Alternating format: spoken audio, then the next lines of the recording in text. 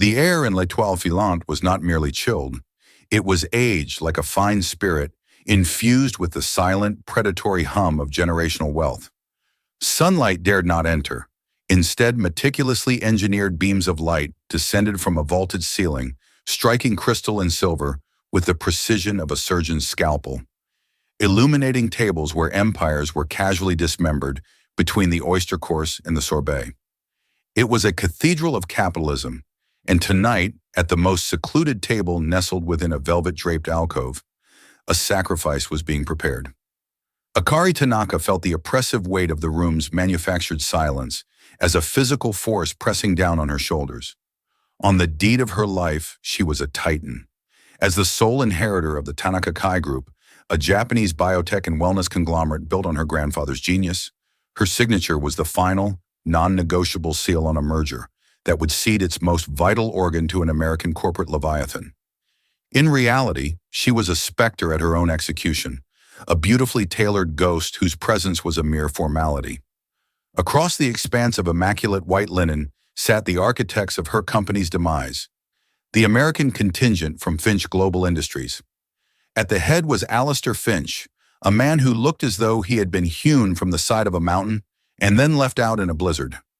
His hair was the color of iron filings, his eyes a pale, unforgiving gray, and his face was a mask of weary impatience. He had not spoken a single word to Akari in the 45 minutes since they'd been seated, communicating instead through his son. To his right was Julian Finch, Alistair's heir apparent.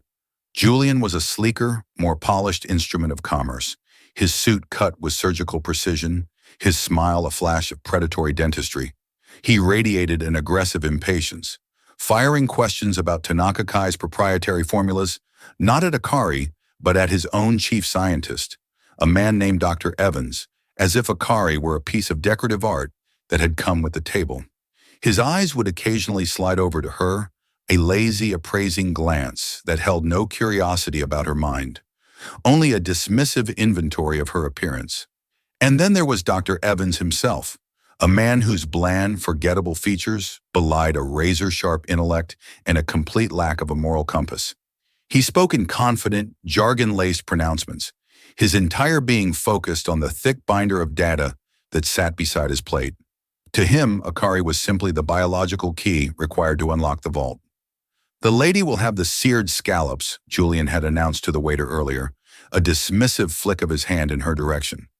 Akari, whose palate was accustomed to the subtle, clean flavors of her homeland and found the rich sauces of French cuisine overpowering, had simply bowed her head in a gesture of assent that was mistaken for gratitude.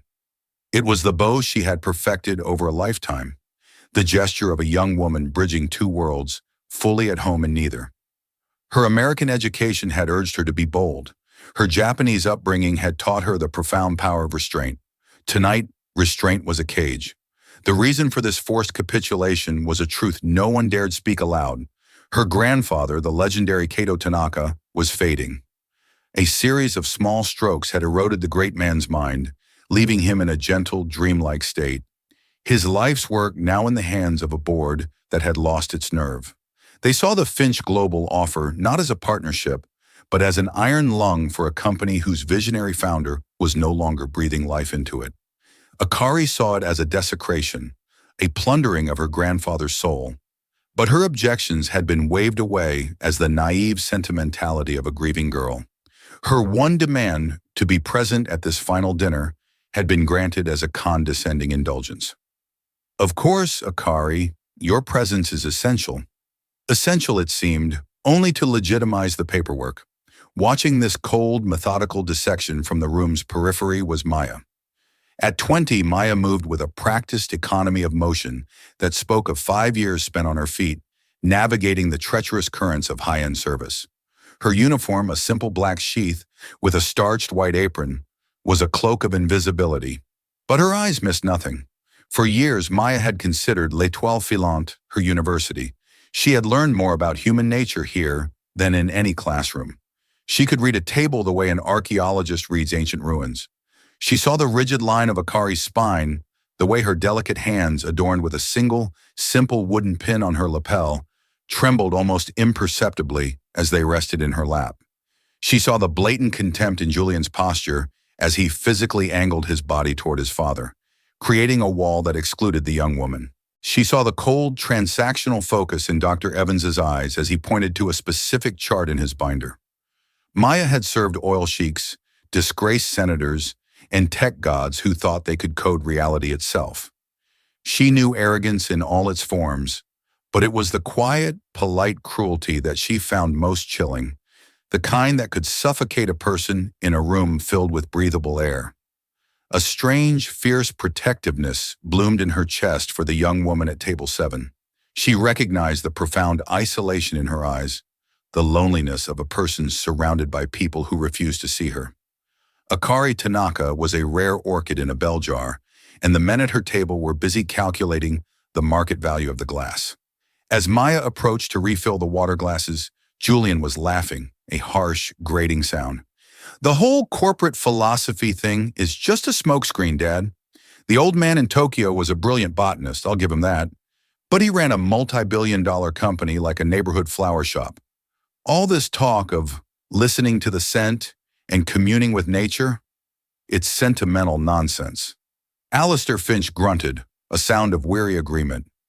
"Sentiment doesn't factor into quarterly projections. We'll isolate the core fragrance compound, synthesize it, and scale it. The rest, the gardens, the traditional craft initiatives, the so-called meditation retreats for his chemists, it's dead weight. We'll trim the fat."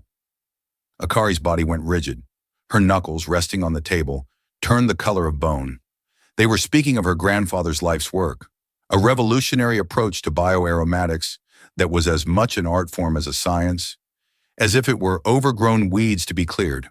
The blood rushed from her face. She felt a wave of vertigo, the curated atmosphere of the room suddenly becoming thin and unbreathable. Her hands, shaking now, reached for her water glass. And in that moment of profound, suffocating isolation, her fingers failed her. The heavy crystal goblet, slick with condensation, slipped from her grasp. It didn't shatter. It tipped, a slow-motion catastrophe, spilling its contents in a spreading pool across the pristine tablecloth before clattering against her plate with a sharp crack that echoed like a gunshot in the restaurant's hallowed silence. For a single, suspended moment, all motion ceased. Every head in the dining room turned towards their table. Then Julian Finch let out a short, contemptuous bark of laughter.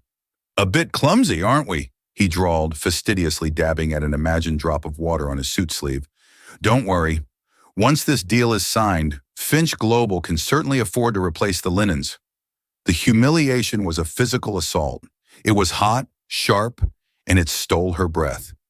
Akari stared at the spreading stain, at the overturned glass, her vision blurring with unshed tears. All the poise, all the training, all the carefully constructed walls of silent dignity she had built around herself simply disintegrated.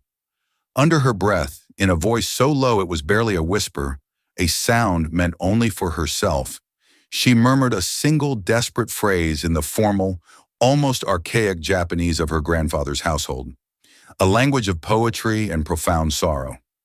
"Mu dao ganai. Mo michi ga nai." There is no path left. No one at the table understood. To them, it was a random string of foreign syllables, a confirmation of her emotional collapse. But one person did. Maya, who had already been gliding forward with a fresh napkin in the silent grace of her profession, froze for less than a second. Her dark, intelligent eyes met Akari's. And for the first time that night, someone saw past the heiress to the terrified young woman beneath. Leaning in close, her movements a seamless ballet of clearing the glass and shielding the mess from view, Maya's voice was a soft, steady murmur, meant only for Akari's ear. Her tone was deeply respectful, her pronunciation flawless, imbued with a classical precision that was startling in its purity. "Chi yang, dao atsuru mono desu. Hitori de wa gozaimasen.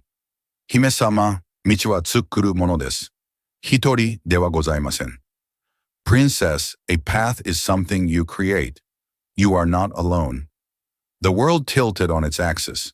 The effect of Maya's words, spoken in that specific courtly dialect, was as immediate and shocking as a lightning strike. For Akari, it was as if a hand had reached through the crushing darkness and seized her own. Jaime-sama, Kamenami. Princess, a term of respect so formal, so archaic, it belonged to another century. Yet in that moment, it wasn't patronizing.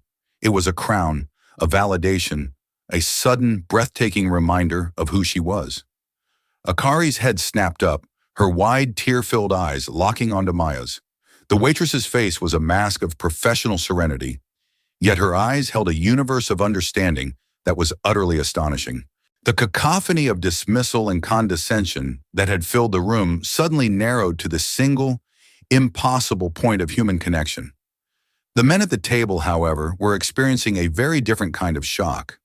Their impenetrable fortress of English had been breached by the one person in the room they were conditioned to see as furniture. Alistair Finch's wineglass paused halfway to his lips. He stared at Maya, his heavy brows knitting together in confusion. He'd heard the sounds, recognized the language, but for them to have come from the waitress was a cognitive dissonance he couldn't immediately resolve. It was as if a chair had suddenly offered a stock tip. Julian's smug smirk dissolved, replaced by a slack-jawed bewilderment.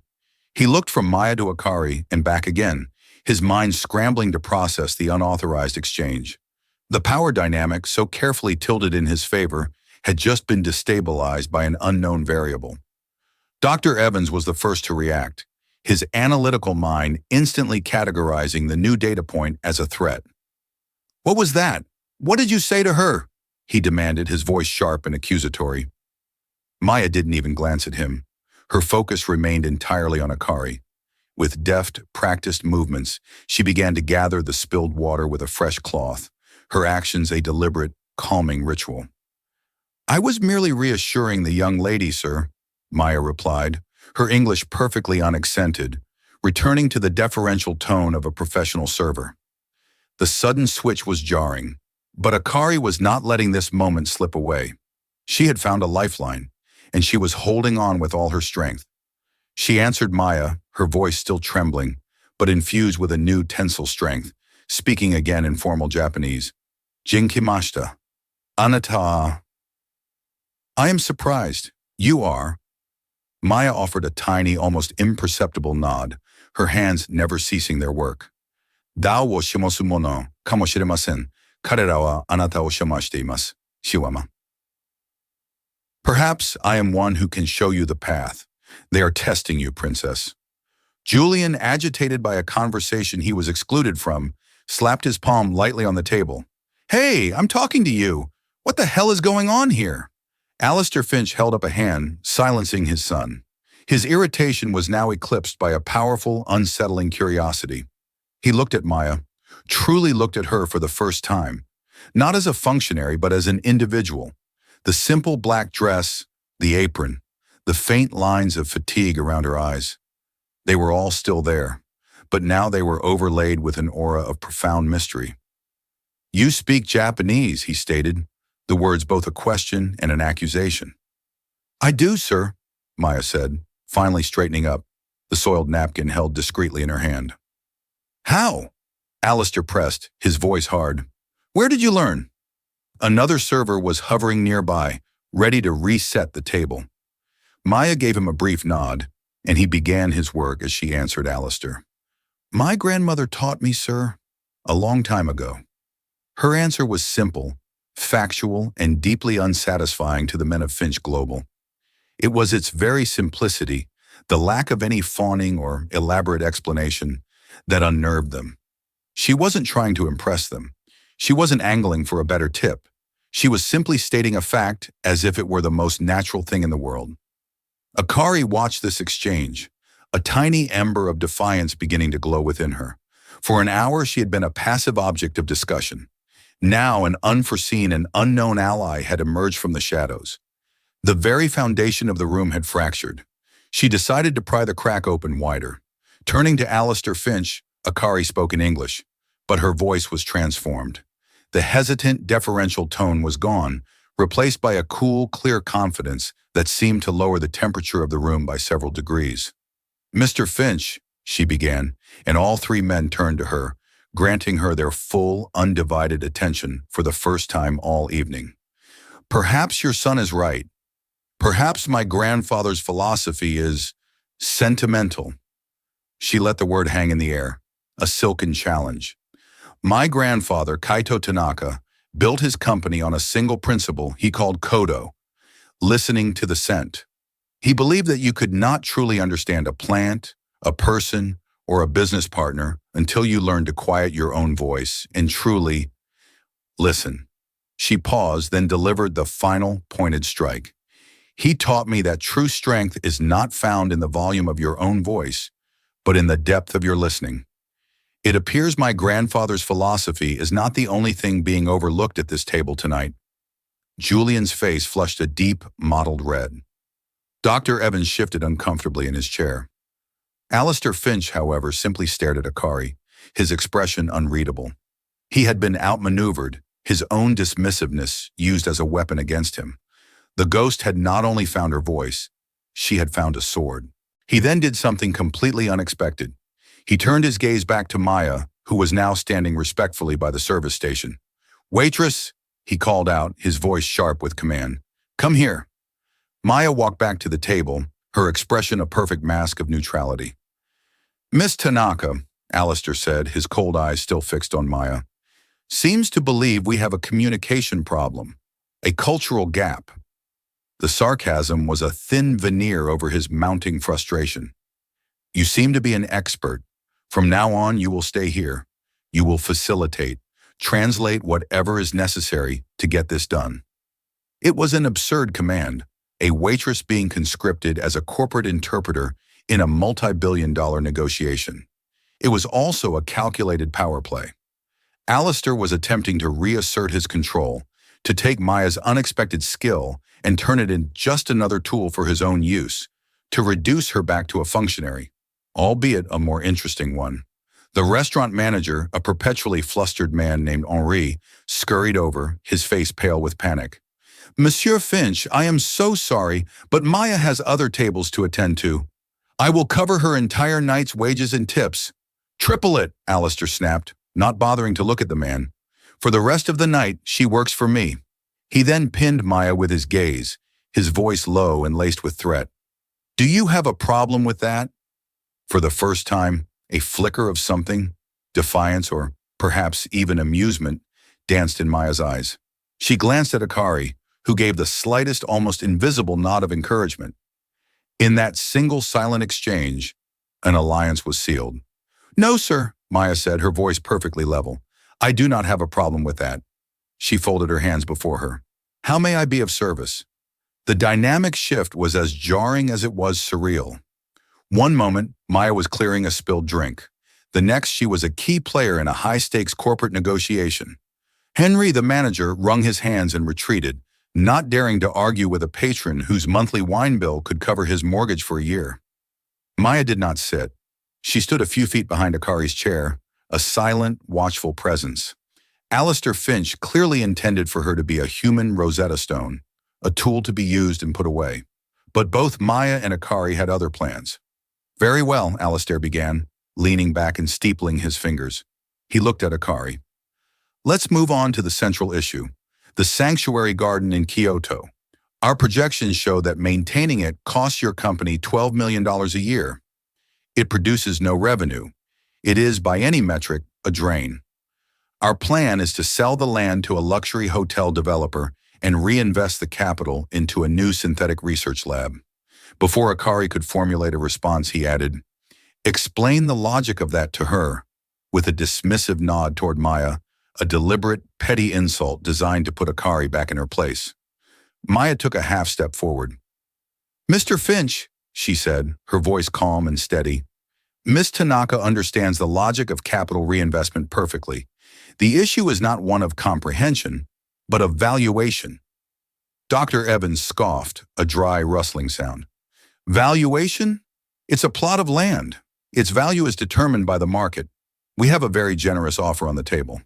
"With all due respect, Doctor," Maya continued, her gaze unwavering as she met his, "you are referring to a plot of land that contains the only remaining wild grove of ginkgo, a species of agar wood that has been cultivated to extinction everywhere else on the planet.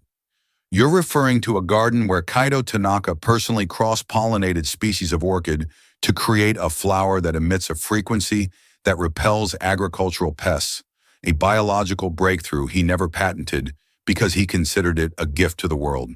You call it a drain. The biotech world calls it the single most valuable private botanical collection on Earth. A profound silence descended upon the table. Alistair Finch's gray eyes narrowed. Julian looked utterly baffled. It was Evans who spoke first, his voice dripping with condescending skepticism. That's a very poetic story. Where did you get it? A company PR brochure? I got it from my grandmother, Maya replied, her voice devoid of any emotion. She was Shizuko Horiuchi, the chief botanist and head of Tanaka Kai's Scent Harmony division for 40 years. She was Kaito Tanaka's most trusted colleague. She taught me how to listen to the plants, just as he did. The air crackled. The foundations of their carefully constructed deal began to tremble. A waitress, the granddaughter of the company's legendary chief botanist. The pieces did not fit into their neat, ordered, hierarchical world. Julian let out a sharp, incredulous laugh. You're telling us your grandmother was some kind of plant whisperer, and you're serving shrimp cocktails? Life is not always a straight path, Mr. Finch, Maya said, her expression unreadable. There was a story there, a story of loss and hardship, but she offered them nothing. Akari seized the breach Maya had created. The sanctuary garden is not a liability, she said, her voice ringing with an authority that stunned the men across from her. It is our laboratory. It is our library. It is the living heart of our entire company. The formulas you have in that binder are a pale imitation of what that garden teaches us every single day. To sell it would be to sell our past, our present, and our future. It is not for sale. It is not negotiable. Alistair Finch studied her, then Maya, then back to Akari. He was a man who prided himself on identifying leverage points, on finding the hidden weakness in any opponent. He had assumed Akari's was her youth, her grief, her inexperience. He had assumed Maya was a non-entity. He had been disastrously wrong on both counts. This is ridiculous, Julian muttered, looking to his father for support. This is business, not a spiritual retreat. Perhaps, Alistair said slowly, his gaze thoughtful and deeply troubled. Or perhaps we have been attempting to purchase a priceless violin with the intention of selling it for firewood. He turned his full attention to Akari. Your board has already agreed to our terms, including the divestment of the garden. They were quite insistent. This was the painful truth. The board, composed of men who had lost their nerve, had buckled under the pressure. The board is scared, Akari said, her voice softening with pain. They have forgotten my grandfather's way. He made me promise. Just before he fell silent, he touched this pin on my lapel. She gestured to the simple, unadorned piece of dark wood. He told me, protect the heartwood. I didn't fully understand what he meant until I heard you speak of selling the garden. She then turned slightly in her chair, looking up at Maya. She switched back to Japanese, her voice now carrying a note of genuine, desperate inquiry. Kono mo, wakarimasu ka? This wood, do you recognize it? To the Finches and Dr. Evans, it was just a small piece of wood, but Maya's professional demeanor melted away for a fleeting second, replaced by a look of pure, unadulterated reverence. She took a step closer, her eyes wide with disbelief. Masaka, Soreha, ji hinohangji, desu ka? It can't be. Is that Kihata wood from the Ki Peninsula? She breathed in Japanese. Sufu ga hajimete mitsuketa medes. It is the first tree my grandfather ever discovered, Akari replied. He made this pin for my grandmother from its heartwood. He said it always reminded him that the strongest part of any living thing is the part that is hidden, the part that gives it its true structure. Maya stared at the pin, a universe of understanding passing between the two women. The Kihata, its scent is said to clarify the mind. It is the foundational ingredient, the silent partner, in your company's most successful product, the Serenity Atmospheric Diffuser. I thought the supply was exhausted decades ago. The words tumbled out, a torrent of specialized knowledge that the men at the table could not begin to comprehend. The conversation, fluid and packed with meaning, was a fortress the Finch global team could not breach. They were the outsiders now, stranded in a land where they did not speak the language, discussing a philosophy they could not grasp. The profound isolation Akari had felt for the entire evening had been transferred, in its entirety, to them. Julian's face was a mask of pure frustration. "What is she saying? What's so important about a damn pin?" he demanded. Maya turned back to them, her composure fully restored. She was no longer a translator of words. She had become a curator of meaning. "Miss Tanaka was explaining the company's foundational ethos," she said in crisp English. "The pin is made from a species of tree believed to be extinct, a tree which, I now suspect, is being preserved in the sanctuary garden." She looked directly at Dr. Evans. "The molecular structure of the key Kihara contains a unique stabilizing compound. Without it, the therapeutic effects of the Serenity formula are nullified. It is the secret ingredient that your spectrographs and gas chromatographs cannot identify, isn't it, Doctor? It is the one thing your plan to synthesize the formula is missing." Dr. Evans' face went pale. A tiny bead of sweat trickled down his temple. She wasn't finished. She looked directly at Alistair Finch.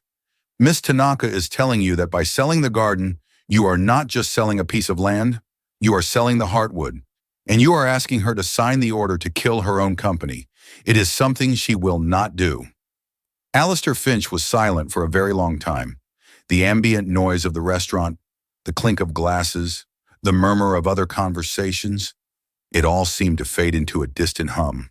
He was looking at his son, then at his chief scientist, and finally at Akari. For the first time, he was not looking at the heiress to Tanaka Kai. He was looking at Kaito Tanaka's granddaughter, and he was beginning to understand that the quiet, polite young woman he had dismissed an hour ago was, in her own way, forged from the same unyielding material as he was. The deal he had considered a formality was suddenly, inexplicably, disintegrating before his eyes.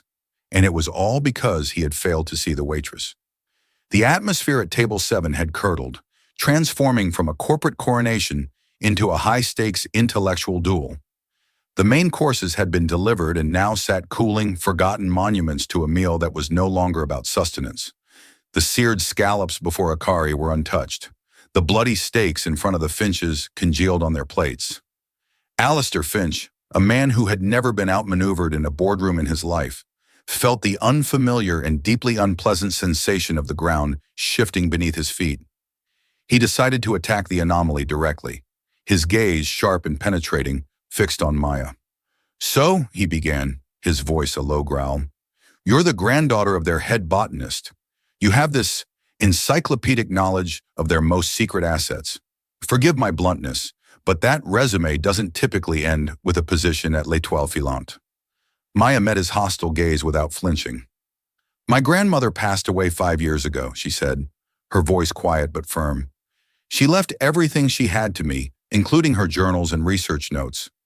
I spent a year at Columbia University, studying botany and organic chemistry, hoping to follow in her footsteps." She paused, a shadow of old pain flickering in her eyes. "My scholarship was sponsored by a grant from a pharmaceutical company. When they discovered my connection to Tanaka Kai, they made it clear that they expected me to share my grandmother's research with them. They weren't interested in a student. They wanted a spy." "And you refused," Akari breathed, her voice filled with a dawning, horrified understanding. "My grandmother's knowledge was not for sale," Maya said simply. "When I refused, the grant was rescinded. They put a black mark on my academic record, citing uncooperative behavior. No other university would touch me. I had to support myself. L'Étoile Filante pays well if you're good at being invisible." She delivered this devastating story not with an ounce of self-pity, but with the stark, factual clarity of a weather report. It was the story of a brilliant mind and a noble legacy, derailed by corporate greed and the callous machinations of powerful men. It was a story Akari understood in her very bones. "So you took a job where you could disappear," Alistair mused, his voice softening almost imperceptibly. He was looking at her with a new grudging respect. And you waited. It was then that Dr. Evans, who had been sweating profusely, decided to launch a counterattack. He saw his career and the massive bonus tied to this deal evaporating before his eyes. "This is a touching story, but it's irrelevant," he snapped, his voice gaining a desperate, shrill edge. "She's a disgruntled ex-student, a waitress with a grudge. For all we know, she's in league with Miss Tanaka, and this whole performance is a charade to renegotiate the terms." Julian seized on this immediately. "He's right, Dad. This is a setup. The clumsy spill, the convenient whisper. It's too perfect. They're playing us." The accusation hung in the air, thick and poisonous. But before Akari could even voice her outrage, Maya spoke again, her voice as cold and clear as ice. "A charade, Mr. Finch." She turned her full attention to Dr. Evans. "Let's talk about your data, Doctor. In your report, on page 87, you detail the molecular breakdown of the Serenity compound. You list a component you label as Compound X, an unidentified organic polymer you claim is inert and can be easily replicated with a standard synthetic binding agent." Evans' eyes widened in panic. "That data is confidential. How could you possibly—" "Miss Tanaka's pin," Maya said, her gaze unyielding. "The key Kihata wood. It gives off a subtle aromatic particle, almost undetectable. But I can smell it. My grandmother taught me how. It's a scent I haven't encountered in 5 years, but I've never forgotten it. And doctor," she leaned forward slightly, her voice dropping to a near whisper, "I can smell a trace of that same particle on you." A collective gasp went through the table. Alistair's head whipped around to stare at his chief scientist. "That's impossible. It's a lie," Evans stammered, his face ashen. "Is it?" Maya pressed, her voice relentless. "My grandmother's journals describe how the Kihata must be cured for a decade in a cedar-lined room before its stabilizing properties are activated. The process leaves a faint, residual trace of cedar on the compound. A trace your machines would misread as an anomaly, but a trained nose would recognize. I wonder, Doctor, did you smell that trace of cedar when you were handling the unauthorized sample of the compound you acquired from your source inside Tanaka Kai's Kyoto lab?" The pieces clicked into place with the sickening finality of a guillotine. It wasn't just a hostile takeover, it was corporate espionage of the highest order. Evans hadn't just analyzed Tanaka Kai's public data.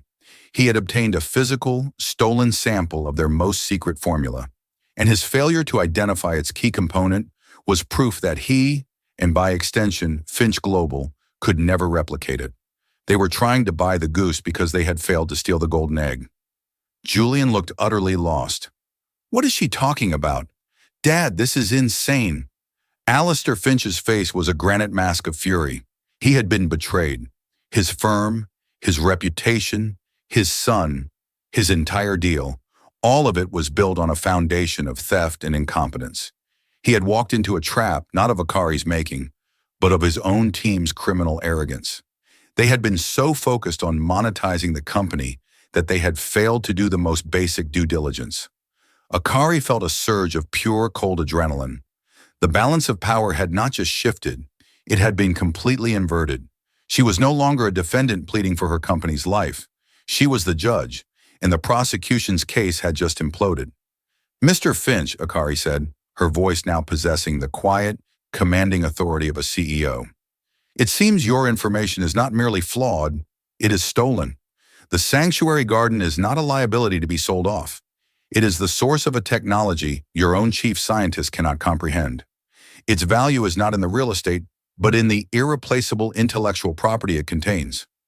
She then looked to Maya, a silent question in her eyes. Maya understood immediately. She stepped forward, no longer a waitress, no longer a translator, but an expert witness reclaiming her stolen authority. "The Tanaka Kai approach is holistic," Maya began, her voice filled with the passion she had suppressed for years. "They believe the efficacy of a botanical compound is tied to the health of the ecosystem it comes from. The garden isn't just a farm, it's a complex symbiotic environment. The orchids protect the agarwood. The agarwood enriches the soil for the Kihata. You cannot replicate one without the other. Your plan to synthesize the Serenity compound is like trying to synthesize a great work of literature by analyzing the chemical composition of the ink. You'll get the letters, but you will completely miss the story. Every word was a perfectly aimed blow, dismantling the entire premise of the Finch global strategy. Richard Sterling, a man who prided himself on seeing every angle, sat in stunned silence, realizing he had been shown a single, deliberately fabricated corner of the picture. He had been so obsessed with the financial data that he had completely missed the soul of the very thing he was trying to buy. The silence that followed was heavy with the weight of utter ruin. The deal was not just in jeopardy, it was dead, poisoned by deceit. And the woman who held all the cards now was not the brilliant scientist or the granite-faced CEO. It was the heiress he had ignored, aided by the waitress he had never even bothered to see. Alistair Finch, for the first time in his professional life, felt the dizzying sensation of a total loss. His empire was built on a reputation for ruthless but impeccable integrity. He did not deal with thieves. In the space of an hour, a young waitress had exposed his billion-dollar acquisition plan as a criminal conspiracy, orchestrated by his own chief scientist, and he realized with a sickening lurch in his gut, his own son. He looked at Julian, who was staring at Dr. Evans with a look of pure, panicked fury. He saw the guilty complicity in his son's eyes. Julian had known. Julian had approved it.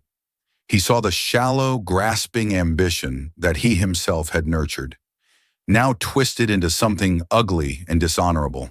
He looked at Evans, who was now visibly trembling, a cornered rat about to be devoured. Finally, his gaze rested on Akari. The timid, silent girl from an hour ago was gone.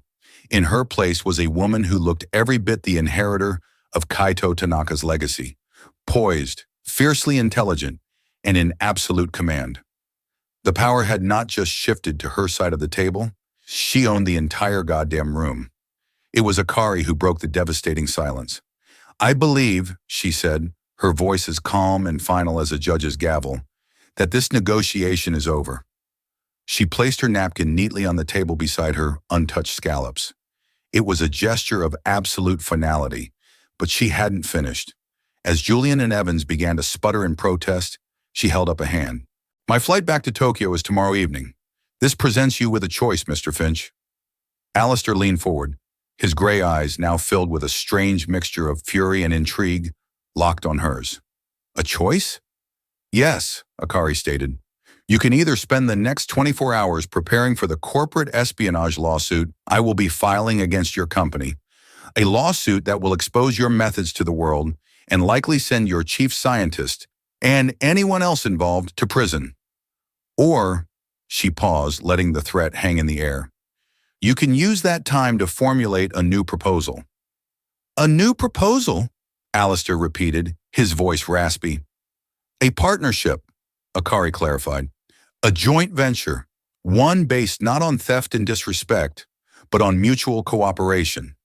One that honors my grandfather's legacy and combines it with your market reach."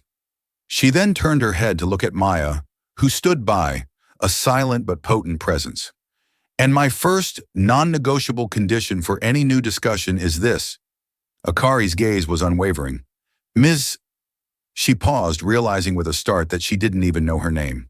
"Horiuchi," Maya supplied quietly. "Maya Horiuchi. Ms. Horiuchi will be retained as my chief advisor on this venture," Akari finished. "Her grandmother's work will be honored, and a research grant will be established in her name at a university of her choosing, fully funded by our new joint partnership. Her academic record will be cleared, and the company that blacklisted her will be made to understand the consequences of their actions." It was an audacious, breathtaking series of demands. It wasn't just about business anymore. It was about restoration. It was about justice. Akari was not just saving her grandfather's legacy, she was resurrecting Maya's. Maya's composure, which had held firm through insults and revelations, finally broke. Her eyes widened and she stared at Akari in stunned, speechless disbelief. A career, a future, her family's honor. It was all being handed back to her, a gift she had never dared to even dream of in 5 long, weary years of servitude. Julian laughed, a harsh, strangled sound. "This is blackmail. It's insane. We can't base a multi-billion-dollar partnership on the demands of a waitress. Then there is no partnership, Akari replied instantly, her voice like steel. There is only the lawsuit. You can walk away now and explain to your shareholders that you lost the most significant biotech acquisition of the decade because your son and your chief scientist are criminals and you were too arrogant to see it. Or you can stay and we can build something of actual, lasting value.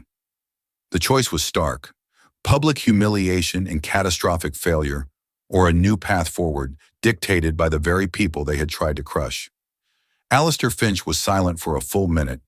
He stared at the simple wooden pin on Akari's lapel. He thought of the story of the heartwood, of the hidden strength. For his entire life, he had focused on the exterior, the bark, the visible signs of growth and power. He had built a vast and lonely empire. He looked at his son, who embodied that same relentless, hollow ambition. And then he looked at Akari and Maya. He saw an alliance forged not in a boardroom, but in a moment of shared humanity and courage. He saw a strength there that his company, for all its wealth and power, desperately lacked. He saw the heartwood. Slowly, deliberately, Alistair Finch extended his hand across the table. Not to his son, not to his scientist, but directly to Akari. "Tomorrow morning," he said, his voice hoarse with an emotion he rarely allowed himself to feel. "My office, 10 o'clock. We will start again, from the beginning." He then turned his head, his gaze meeting Maya's. He offered her a nod, no longer the dismissive gesture of a patron to a servant, but the solemn acknowledgement of one professional to another. A nod of profound, hard-won respect. "Ms. Horiuchi," he said, "I expect to see you there." Akari took his hand, her grip firm and steady. "We'll be there." The handshake sealed not the end of a deal, but the birth of something entirely new. As Julian and Evans gathered their papers, their earlier swagger replaced by the frantic, panicked movements of guilty men, Akari remained seated. After they had fled, leaving a wake of stunned silence, the grand dining room felt cavernous and still. Akari turned to Maya, who was still standing by the chair, looking as though she were caught in a waking dream. "Maya-san," Akari said, her use of the respectful Japanese honorific, both natural and deeply meaningful. "Is what I proposed, is that something you would truly want?" Maya looked down at her own hands, the hands that had carried thousands of plates, polished countless glasses, hands that were calloused and tired. Then she looked up at Akari, her eyes shining with an almost painful brilliance. "For 5 years," Maya said, her voice thick with unshed tears, "I have been a ghost. I carried a world of knowledge inside me, a legacy of scent and science that no one could see. I lived a life where I was forgotten the moment I walked away from a table. What you are offering me is not just a job, Tanaka-sama. You are offering to let me be seen again." She took a deep, shuddering breath, standing up straighter, the years of weariness seeming to fall away from her like a heavy cloak. "Yes, it is what I want, more than you can ever know." Akari smiled, a genuine, radiant smile that transformed her entire face. "Please," she said softly, "call me Akari." In the hushed, opulent sanctuary of L'Etoile Filante, surrounded by the trappings of a world that had sought to render them both invisible, 2 women, an heiress and a waitress, had just redrawn the map of their own futures. The most important deal of the night was not the one between 2 corporations. It was the one forged between 2 souls who had recognized the truth in each other when no one else was even bothering to look. The following morning, the 48th floor lobby of Finch Global Tower was a stark contrast to the velvet-clad womb of L'Etoile Filante. It was a world of polished granite, gleaming steel, and floor-to-ceiling windows that presented New York City not as a home, but as a territory to be conquered. The air hummed with a quiet, relentless energy. Akari Tanaka walked through this intimidating space, but this time she was not alone. Beside her, Maya Horiuchi moved with a composed grace that gave no hint of the cataclysmic shift her life had undergone in the past 12 hours. She was no longer wearing her server's uniform. At Akari's insistence, a personal shopper had been dispatched at dawn. Maya was now dressed in a simple but exquisitely tailored navy blue dress. The clothes didn't change the brilliant mind within, but they served as an armor, a visual signal that she belonged in this world of consequence. Their arrival created a ripple of confusion. The receptionist, a cool blonde who was expecting only Ms. Tanaka, looked at Maya with polite inquiry. Akari Tanaka and Maya Horiyuchi for Alistair Finch, Akari announced, her voice calm and firm, leaving no room for debate. As they were escorted toward the private elevator, Akari glanced at Maya. Are you ready for this? Maya gave a small, determined nod, her hand clutching the strap of a simple leather satchel containing her grandmother's most important journals. I've been preparing for a meeting like this my whole life, Akari. I just never thought it would happen. The elevator ascended in a silent, stomach-lurching rush, a rising glass box revealing the sprawling city below. For Maya, it was a dizzying metaphor. For 5 years, she had been on the ground floor, invisible. Now she was ascending to the summit. The top floor was an exercise in raw corporate power. The elevator doors opened directly into Alistair Finch's office. A vast, minimalist space dominated by a desk carved from a single piece of black marble and a panoramic view of Central Park. Alistair was waiting for them, not behind his fortress of a desk, but standing by the window. He was alone. Julian and Dr. Evans were conspicuously absent. Good morning, he said. His tone was formal, stripped of the previous night's arrogance, replaced by a somber gravity. Coffee? The discussion that followed was not a negotiation. It was a post-mortem and a resurrection. There was no army of lawyers or analysts. It was just the three of them in that cavernous office, the silence punctuated by the distant wail of a city siren. Alistair began, not with an excuse, but with an apology. It was not effusive or emotional, but it was direct and unequivocal. My firm operated on stolen intelligence and with a profound lack of integrity. My chief scientist has been terminated. My son has been suspended indefinitely and removed from all executive duties. The words were clipped, painful. I was betrayed. But I was also blinded by my own arrogance. That is an error I will spend the rest of my career correcting. This stark admission cleared the poisoned air, creating space for something new to be built. For the next 2 hours, with Maya providing the crucial scientific and historical context, Akari painted the true picture of Tanaka Kai. She didn't speak of profit margins or supply chains. She spoke of her grandfather's vision, of Kodo, the way of scent. She explained how their revolutionary air purification systems were inspired by the symbiotic relationship between moss and cedar trees in ancient forests. How their most sought-after perfumes were not designed in a lab, but discovered through patient observation of how flowers release different scents at different times of day. Maya, using her grandmother's journals, laid out the science behind the philosophy. She produced detailed diagrams, hand-drawn by Shizuko Horiyuchi, illustrating the complex biochemical interplay within the sanctuary garden. She explained with devastating precision why the environment couldn't be replicated and why the key Kihara was the irreplaceable catalyst in their most vital formulas. She was no longer a waitress. She was a professor, a scientist, a legacy holder, and Alistair Finch listened with the rapt attention of a man who realized he had nearly destroyed a treasure he didn't even know existed. The garden is not an asset, Mr. Finch, Akari explained, her voice passionate. It is our source code. Selling it would be like a software company selling its primary algorithm. You'd have a brand name, but you would have lost the magic. By midday, the old deal was a ghost. In its place, the framework of a new one was emerging. It was a true joint venture. Finch Global would provide the capital and global distribution network. Tanaka Kai would provide the research, the philosophy, and the irreplaceable innovation from the sanctuary garden. The garden itself would be placed in a protected trust, co-administered by Akari and a new foundation. And the head of that new foundation, tasked with overseeing the research and bridging the two corporate cultures, would be Maya Horiyuchi. It was not a token position. Alistair, having seen the depth of her knowledge, insisted on it. He wanted her mind, her integrity, and her connection to the Tanaka Kai legacy at the very heart of the new enterprise. As they were finalizing the major points, Maya paused. There is one more thing, she said, her voice quiet but firm. The company that sponsored my scholarship, the one that blacklisted me, Omni Farm. Their CEO sits on the board of several of your subsidiary companies. Alistair's expression hardened. Consider it handled, he said, his voice like flint. Some business relationships are more costly than they are worth. Justice, it turned out, could be as swift and silent as a multi-billion-dollar contract cancellation. The meeting concluded not with a formal signing, but with another handshake. This time it was a handshake between three partners, three architects of a new kind of venture, built not on hostile acquisition, but on hard-won respect.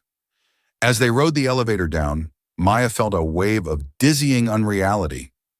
Did that really just happen? She murmured, looking at her reflection in the polished steel. Akari smiled, a genuine warm smile. It did. Welcome to the team, Director Horiuchi. I think, Maya said, a slow smile spreading across her face as the ground floor rushed up to meet them, that I prefer Maya. When they stepped out into the bright afternoon sun of the lobby, Maya felt the warmth on her face, as if for the first time in years. She was no longer invisible. She was no longer a ghost. She had a voice, a purpose, and a future she had been forced to abandon.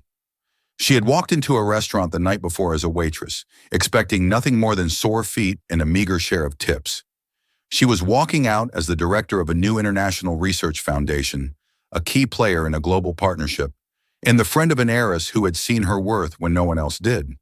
It was, she thought, a turn of events more dramatic and unbelievable than any text she had ever studied. 6 months later, the setting was not a restaurant, but the humid, fragrant air of the Tanaka-kai Sanctuary Garden in Kyoto.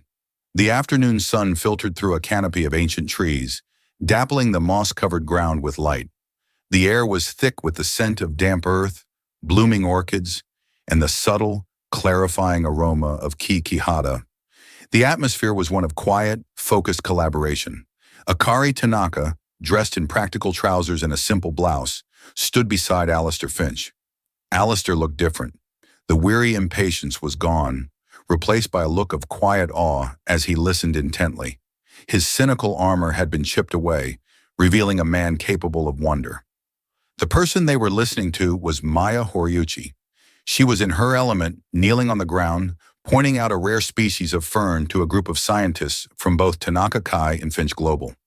She was no longer just an advisor. She was a leader, a teacher. Her deep knowledge of this sacred place, an indispensable bridge between two worlds. The grant in her grandmother's name had been established. An Omnifarm's CEO had been forced into a very public and humiliating retirement.